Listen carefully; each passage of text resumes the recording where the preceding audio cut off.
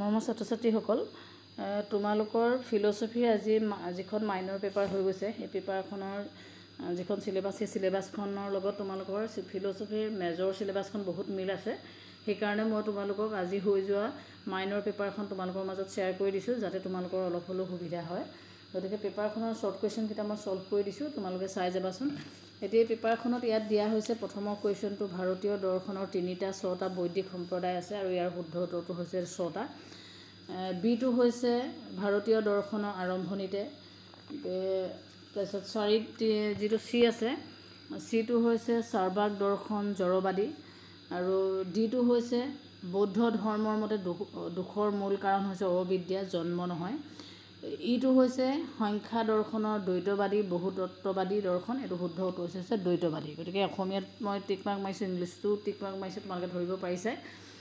এফটো যিটো দিয়া হৈছে ন্যায় দৰ্শনৰ মতে অলৌকিক প্ৰত্যক্ষ 2-3 প্ৰকাৰৰ এটো 3 প্ৰকাৰৰ শুদ্ধটো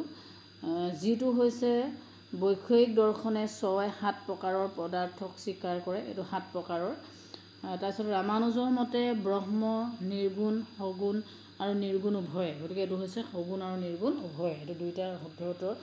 দুইটাই হয় গতিকে মই হেতু টিক মাৰ্ক মাৰি দিছোঁ গতিকে তোমালোকে দেখিছে শৰ্ট কুৱেশ্যন কিটা উত্তৰ কিটা মই ইয়াত দি দিছোঁ তোমালোকে চাবা আৰু আগতৰ ভিডিঅ' কিটাত কিন্তু মই এনেকুৱা কিছুমান পেপাৰ চেম্পল পেপাৰ নহয় প্ৰিভিয়াছ হৈ যোৱা আগৰ পেপাৰ তোমালোকক দিছিলোঁ কিন্তু সেইখিনিৰ লগত বহুত কুৱেশ্যন মিল আছে যেন লাগিছে তোমালোকে নিজেও গম পাইছাই চাগে যিসকলে মাইনৰ পৰীক্ষা অলৰেডি দি গলা আৰু মেজৰৰ যদি কোনোবাই সেইখিনি চাইছা তেতিয়া তোমালোকে গম পাবাই পেপাৰখিনি কিন্তু অলপ মিল আহিছে এতিয়া চোৱা 2 নম্বৰৰ কিছুমান কুৱেশ্যন আহিছে সেইখিনি হৈছে short question right short notes of any 4 চাৰিটাই লিখিব লাগিব আৰু তোমালোকক ইয়াত 5টা দিছে এটো এটা ভাল কথা এটা অপচন বেছিকৈ দিছে দেৱবৈদিক দৰ্শন ভাৰতীয় দৰ্শনৰ কৰ্মবাদ জৈন দৰ্শনৰ অনেক কান্তাবাদ সংখ্যাত দৰ্শনত পুৰুষৰ ধাৰণা বৈষয়িক সামান্য এইখিনি শৰ্ট নোট তোমালোকৰ যিটো সিলেবাছত আছে সিলেবাছৰ টপিক ৱাইজ যিখিনি দিছে সেইখিনি তোমালোকে মিলাই ল'বা বা লং কুৱেশ্যনো এনেকৈ ধৰণে দিছে 13 মাৰ্কছে ভাৰতীয় দৰ্শনৰ বৈশিষ্ট্যসমূহ চমুকৈ ব্যাখ্যা কৰা তাৰ লগত একেটা ইউনিটৰে দিছে ভাৰতীয় দৰ্শনৰ বিৰুদ্ধে থকা দুটা অভিযোগ আলোচনা কৰা জৈন দৰ্শনৰ সাম্যবাদ ব্যাখ্যা কৰা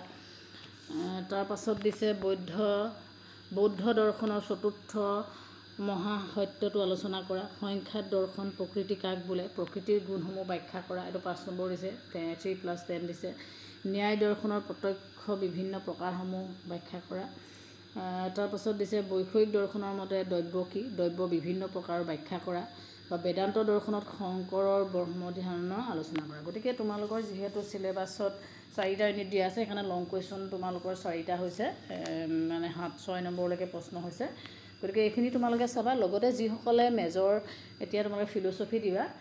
টপিকখিনি তোমালোকে চাই ল'বা ইয়াত যিকিটা মই কুৱেশ্যন দিছোঁ সেই কুৱেশ্যন কিটা যদি তোমালোকৰ সিলেবাছত নপৰে তেতিয়া পঢ়াৰ প্ৰয়োজন নাই কাৰণ কেইটামান বস্তুটো তোমালোকক নালাগে মই সিলেবাছখন চাওঁতে দেখিছিলোঁ মেজৰ মাইনৰ কেইটামান টপিক তোমালোকৰ কোনোবা এটা মাইনত লাগে মেজৰত নাই গতিকে মেজৰ যেতিয়া মই মেজৰৰ কাৰণে এখন তোমালোকক শ্বেয়াৰ কৰি দিছোঁ গতিকে মেজৰ ষ্টুডেণ্টখিনিয়ে তোমালোকে কুৱেশ্যনখন চাবা কুৱেশ্যনখন চাই যিটো টপিক তোমালোকৰ সিলেবাছ ৰিলেটেড হয় সেই কুৱেশ্যনটো কৰিবা গতিকে তোমালোকৰ সিলেবাছত যদি নথকা বস্তু এটা আহিছে সেইটো পঢ়াৰ প্ৰয়োজন নাই মই মাত্ৰ তোমালোকক পেপাৰখন শ্বেয়াৰ কৰি দিছোঁ যাতে পেপাৰখনৰ মডেলটো তোমালোকে গম পোৱা যেহেতু এতিয়া মাইনৰ পেপাৰখন ইয়াত ছেট কৰিছে ঠিক একেধৰণে মেজৰ পেপাৰখনো ছেট কৰিব অলপ তোমালোকৰ যাতে আইডিয়া হওক সেইকাৰণে মই তোমালোকৰ মাজত পেপাৰখন দাঙি ধৰিছোঁ আৰু তোমালোকৰ শৰ্ট কুৱেশ্যনখিনি মই কৈ দিছোঁ গতিকে আশা কৰোঁ তোমালোকক অলপ হ'লেও সহায় কৰিব ধন্যবাদ